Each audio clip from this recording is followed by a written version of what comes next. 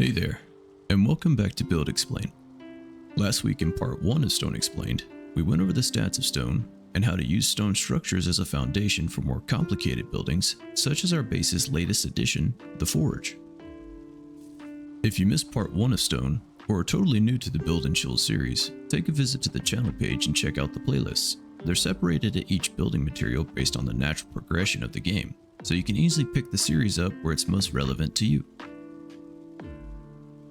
This week, we're going to be building something a little special. It'll be functional, use a few unique building tricks, and ultimately be something to memorialize our first base together. We're going to build a lighthouse, and I know what you're thinking. How are we going to build something tall enough to function as a lighthouse when the current strats up to this point barely even build higher than the cabin? Part of the answer is iron, and while you may not be using iron to build a structure entirely on its own, it does have a few pieces that are critical to advancing the quality of our builds. The iron structures primarily used for building are the 1x1 and 2x2 cage floors, the 1x1 and 2x2 cage walls, the iron gate, and all the variations of the wood iron beams. And while all these structures boast a max support value of 1500 with a minimum of 20, unlike the materials in the previous videos, we actually have a few values that differ between the pieces. For example, the 1x1 cage walls and floors have a durability score of 500, while the 2x2s have a score of 1000. And due to the high resource cost of wood iron beams, they actually have the highest durability rating we've seen so far at a value of 2000. However, where these structures really shine are those absurd support values, along with their incredible vertical and horizontal loss fractions of 1/13 for each. And if you're confused at all what these values actually mean for building, I actually do a fully in-depth explanation of these mechanics in part 1 of Wood Explain, which you can jump to by clicking the link in the top right or in the description below. Cage walls and floors can be used for some pretty cool features in buildings, such as closing in our windows or the chimney stack from the forge. But the wood iron beam is actually going to be our golden child of building, as it dramatically improves the stability of structures, and more than triples the height at which we can build it for wood pieces, and doubles the height of stone. But that's not all we need. Because we want the absolute tallest structure we can construct, we'll need to pull one last trick out of our sleeve. And it's typically something that a lot of newer players will overlook since it's quite literally right underneath your noses: the ground. With our ability to manipulate and raise terrain by spinning 2 stone, we can actually present the illusion that our builds are taller than they have any right to be, as all it takes for any build piece to be considered grounded is just a singular pixel of the terrain's hitbox to collide with it. This means if we wanted to build something like a watchtower, all we would need to do is build up the first couple of walls of the diameter of our structure, and then fill in the center by making the terrain raise as high as the game allows. With this trick, you usually don't even start to lose stability points until your 3rd or 4th row of walls. That's 8 meters of stability completely for free. Then, if you combine wood iron beams with this method, you can actually create some crazy tall structures, which is exactly how we're going to build this lighthouse. We'll start off with the usual process of finding a spot where this build will best fit our needs. I want the lighthouse to be able to act as a secondary dock, so for me, I'm going to build this in the small inlet close to the house. Like we mentioned before, the first thing we're going to do for the actual build is place our first row of walls for the main tower. For the length of each wall, I want them to be long enough that it creates a significant structure, but not quite as wide as our other external buildings so that the lighthouse itself doesn't drown out the other builds. So I'll be using 5-meter length walls in an octagon formation, using 1 4x2 stone wall and 2 1x1 stone cubes. But before you get started on the structure itself, if you're building in an area close to the coastline like myself, you may need some temporary scaffolding to get yourself started.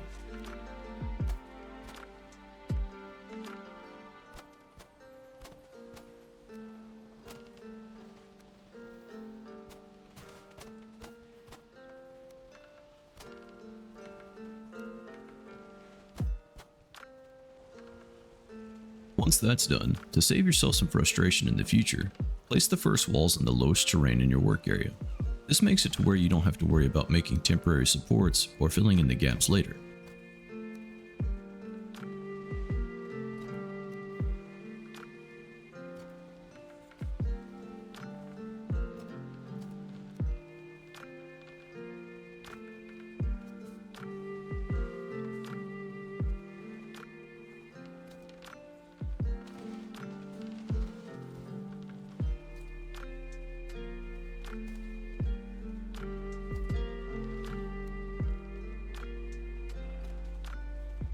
Now that you filled in the very bottom row, we need to start our bricklaying pattern with the second row like we did with the forge. Just place the pieces on opposite sides as before, and continue the octagon shape until it completely clips through the ground again. Repeat this process until you have a visible ring above the ground, or in my case, above the water.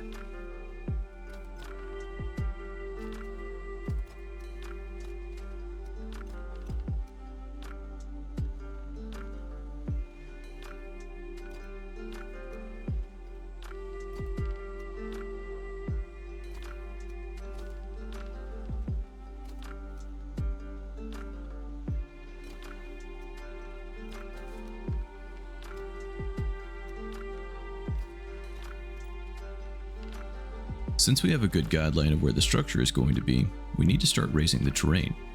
Don't worry about the ground clipping through the structure though, we'll fix that a little bit later. Just raise the ground as high as the game will let you, and this is typically around 8 raises from the original height.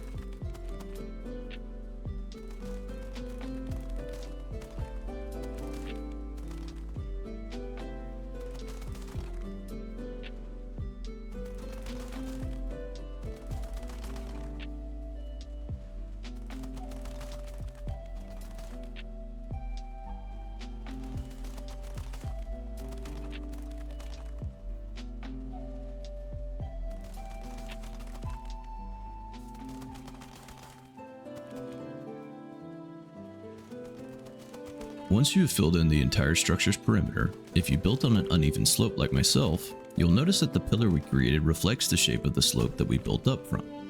We're going to flatten this out later, but not until we build up the walls to this height and fix the terrain from clipping through the lower layers. To do so, simply follow the alternating pattern we used for the first 2 rows, making sure they snap correctly to the row below. Do so until you've built yourself up to the level of the pillar.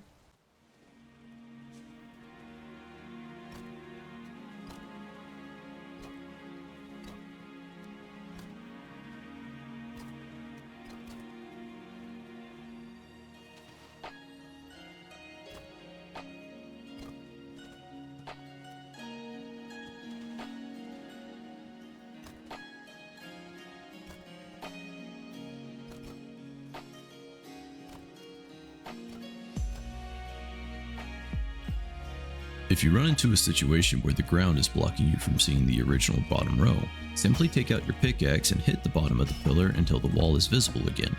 Then resume your work.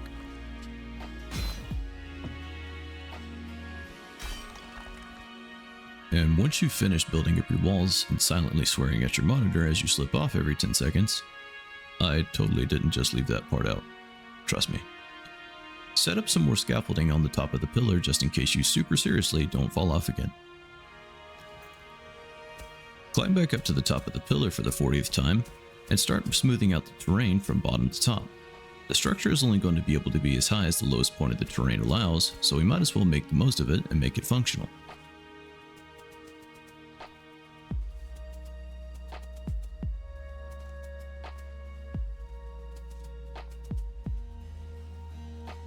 Don't worry about it being perfectly even, as it only needs to be tall or short enough to support a layer of floors that are level to the top of the walls.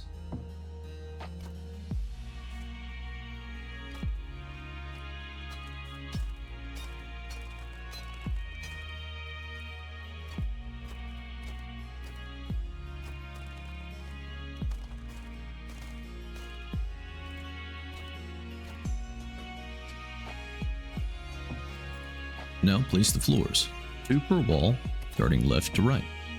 Even though there isn't enough room for 3 full floors on my exact build, the overlap between each set should be enough to cover almost all of the gaps by itself.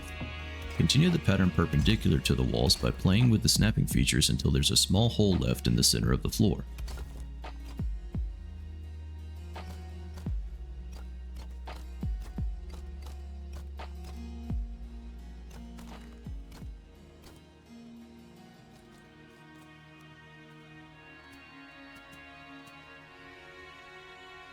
And while it's not the cleanest floor we've ever made, it's at least symmetrical and actually leaves a pretty cool design as long as you've managed to fill out all the spaces. Before we start dumping a ton of iron into this build, we need to fix the base where we left some of the protruding terrain. Instead of using the pickaxe to back off the terrain, which would potentially make gaps between the walls and causing less stability, we're going to add a lower platform that will double as a secondary dock and a staircase to the first floor. If you're building this entirely on land, you can simply build the platform up to where it covers any protruding ground from the central tower. But if you're building in the water like me, you'll need to see which road the non-stormy water levels rise to. We'll build the platform up to this point. Start by measuring out two 4x2 walls on each end, perpendicular to the tower. We want to place them 1 meter down from the top of the selected row so that we leave room for flooring. Do this around the circumference of the tower, building up to this height where needed.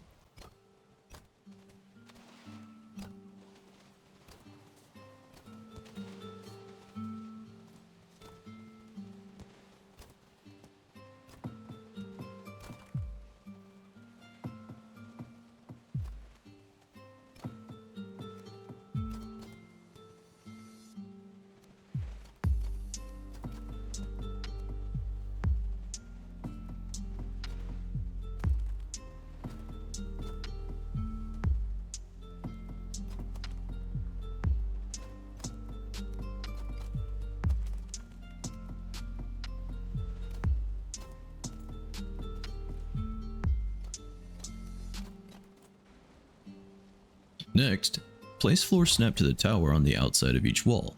Do this 2 rows deep and fill in the gaps in the center with a 2x1 wall.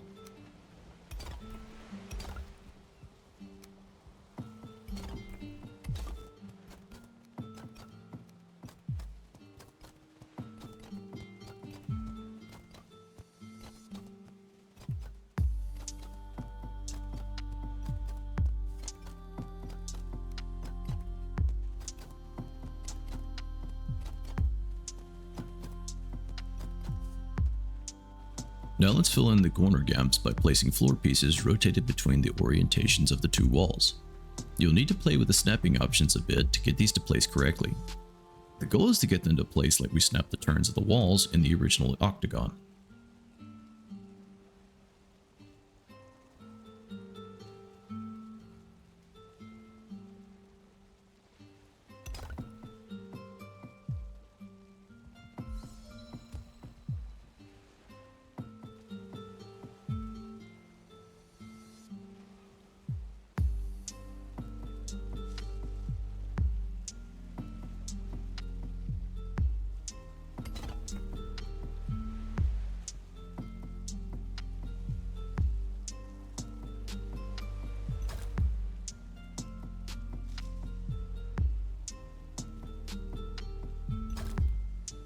Repeat this step for the rest of the platform.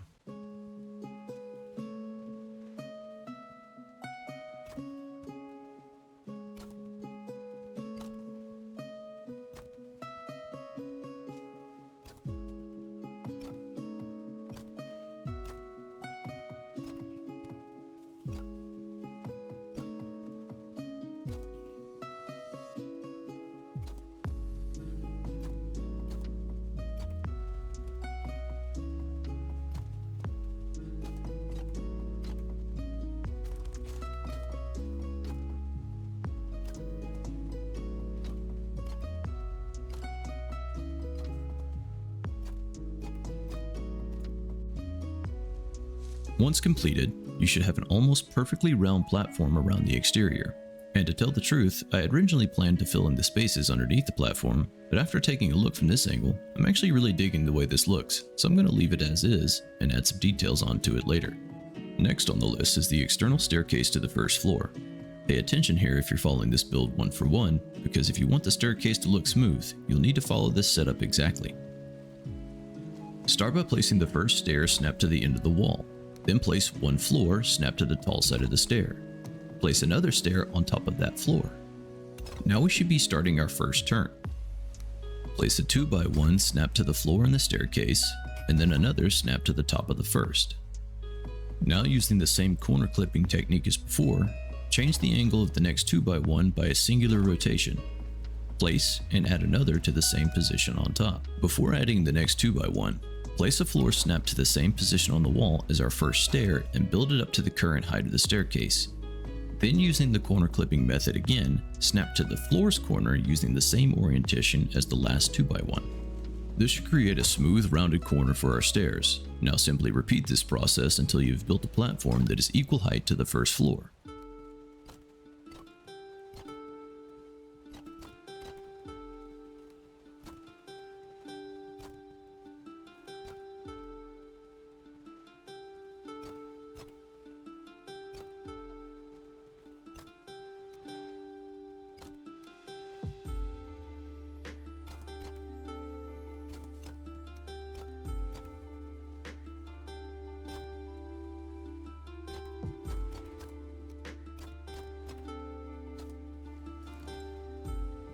While from here on, building does get a little simpler in execution, it's about to get even more expensive on resources. Remember those wood iron beams from the start of the video? Here's where they start coming into play, and we're about to use a lot of them. Start by breaking one of the floors attached to each wall. We'll put these back in just a second. Then place a wood iron beam using the top snapping point on the exposed corner of the remaining outside floors.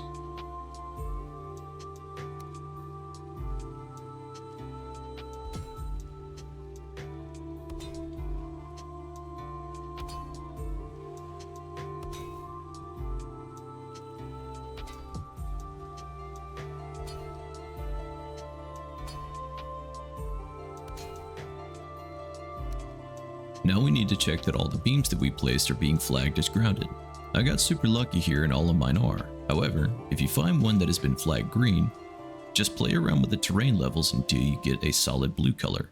Then replace the floors.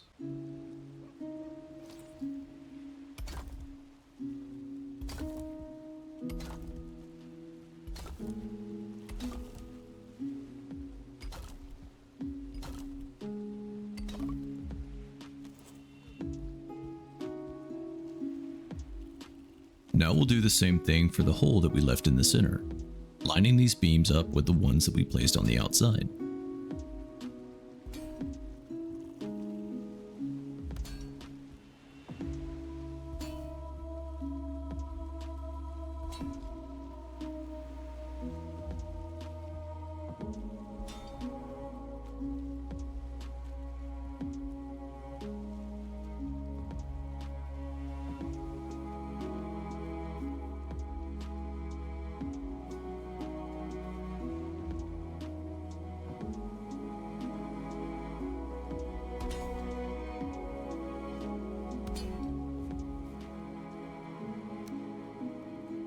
The lines between the beams can look a little deceiving, so if you need to check your work, just use some walls placed between the two to make sure they're lined up.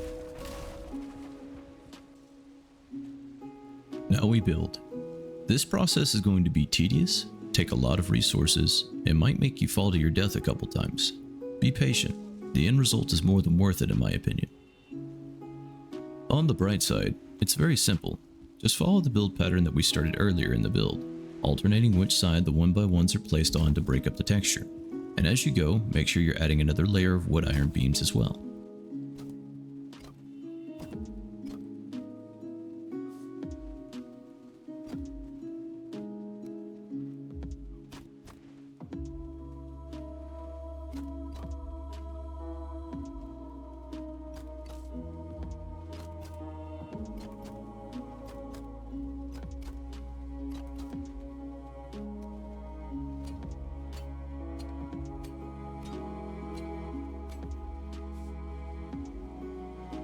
I prefer to use stairs as I go, but for now I'm not too terribly worried about making them pretty since we'll be doing something a bit cooler later.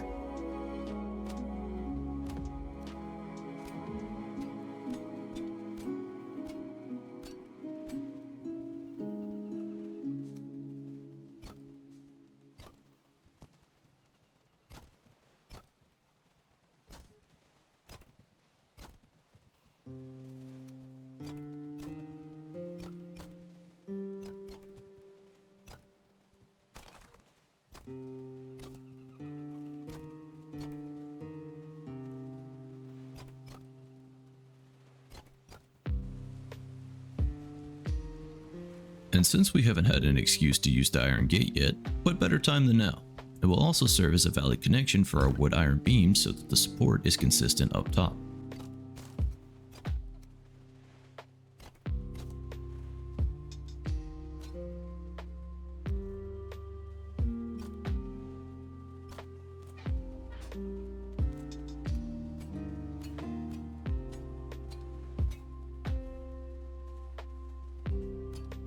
At this point, you probably get the gist.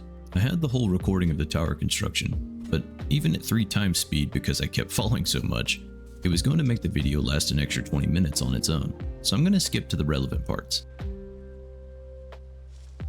Once you have built up around 14 layers, you'll notice that you can no longer place the 2 cubes on top of each other anymore, as they don't have enough stability to support themselves.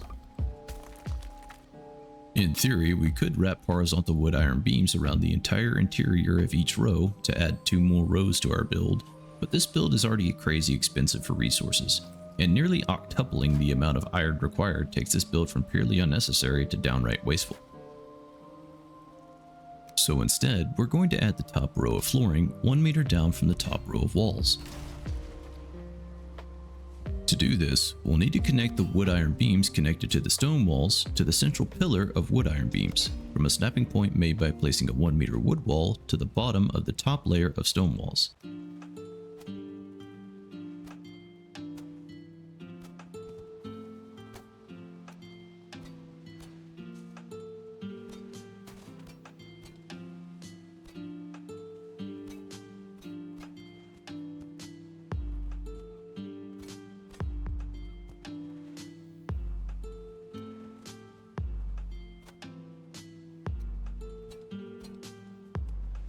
Once all the beams are connected, we'll start placing floors by using the same pattern on the first floor. 2 floors on each wall, using overlap to fill in the gaps.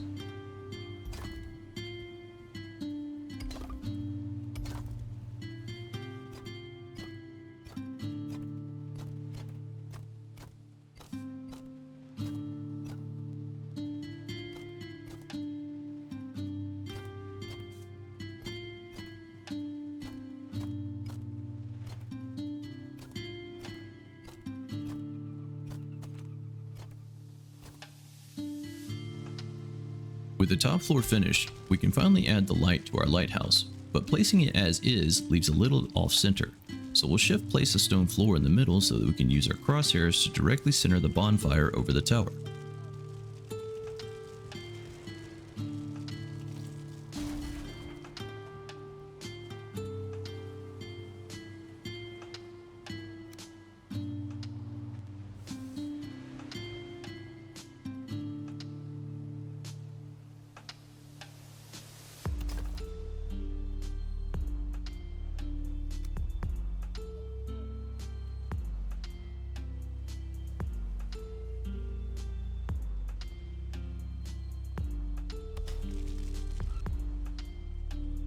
And with the main meat of the lighthouse actually completed, we'll start on the finer details. Let's climb back down to the bottom, or if you're in the water like me, practice your cliff diving skills for a quick descent. First, let's connect it to the mainland by building a bridge. It doesn't need to be anything fancy, just something we can use for quick access when the water has receded.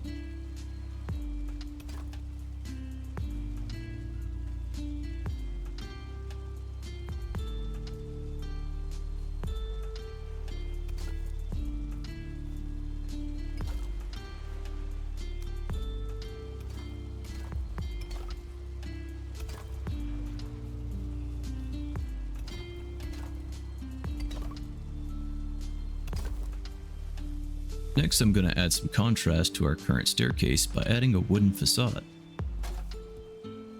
And like many times in the past, we'll add a few core wood beams and a railing of wooden posts.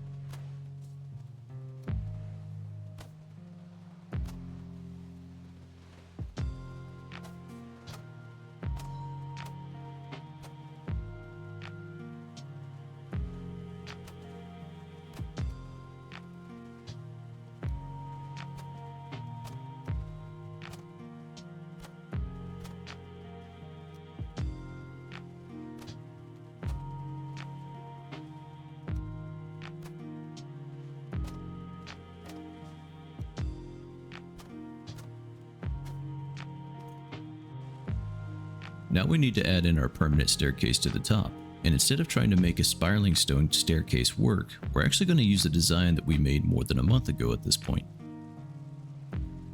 However, for the stairs themselves, we'll need to continue the exact pattern that we used for the initial stone stairs. But since there is no 2x1 floor piece, we'll have to make our own by making 2 1x1s. Just make sure that the first floor you place is on the outside corner.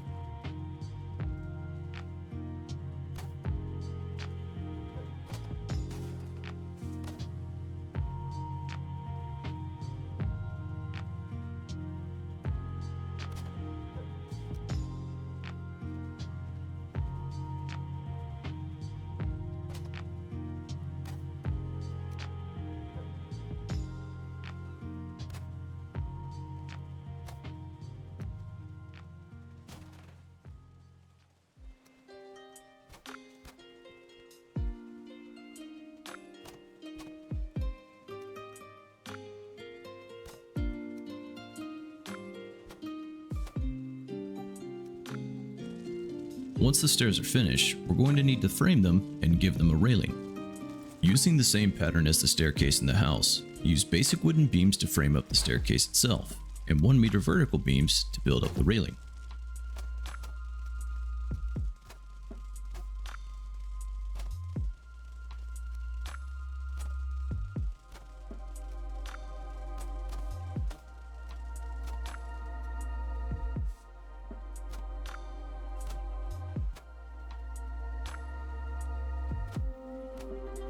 Then place horizontal beams in the same pattern as the framing to ensure a smooth and attractive railing.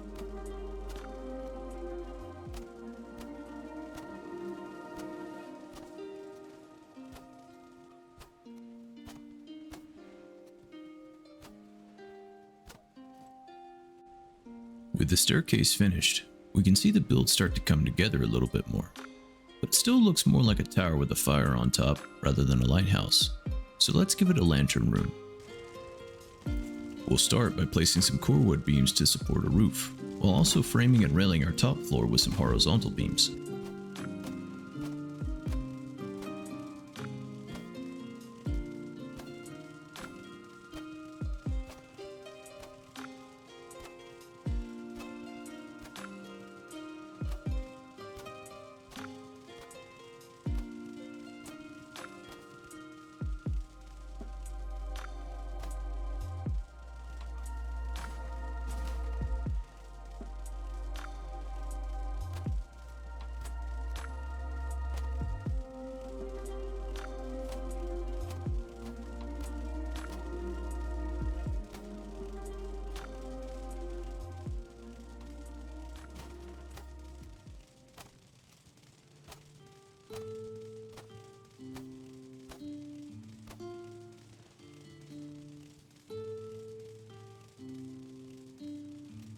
I used some 1 meter vertical wood beams placed inside the core wood beams to give me a good snapping point for the railing.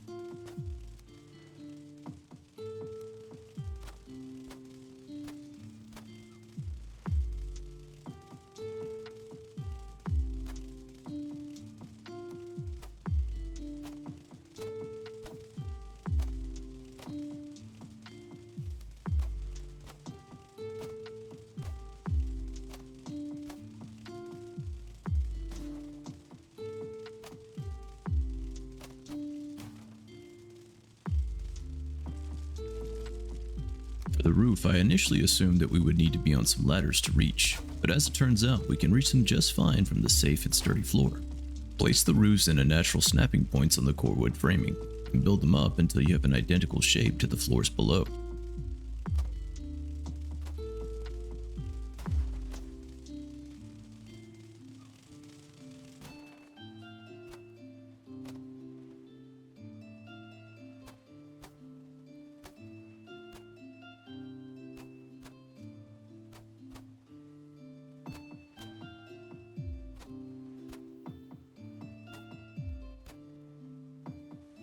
Once the roof is filled in, it should look something like this. But if you've visited this channel before, you'll probably know by now that we don't leave our roofs like this. So let's climb up top and get to work.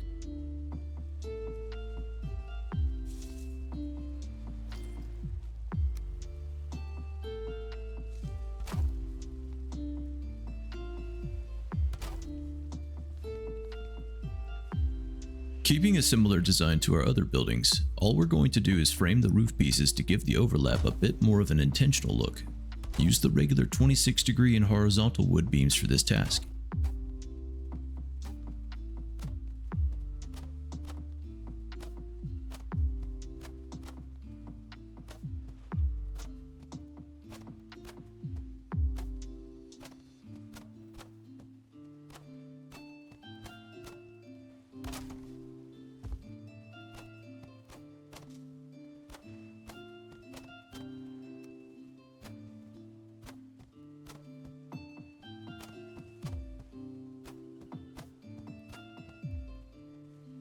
That's more like it, but we did forget one thing, an overhang.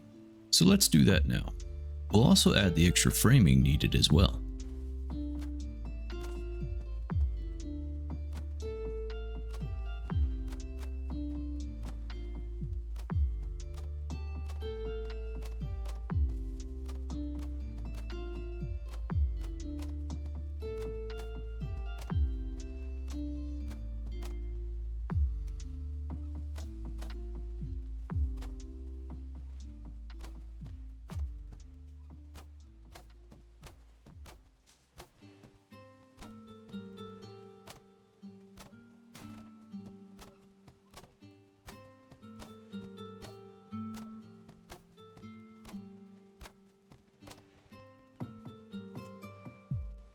Now that we've finished the roof, I already know what you're thinking.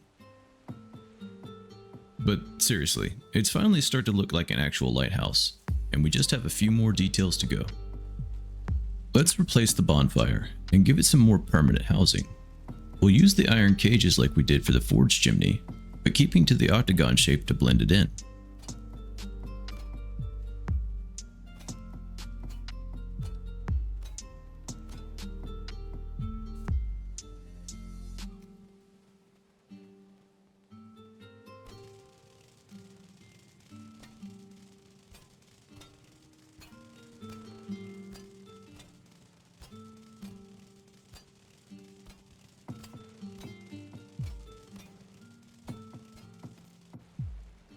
Before the final reveal, let's head back to the first floor and give it some purpose. Personally, for now, I think this would make an excellent space for some extra storage, and it even has a convenient spot for a campfire as well.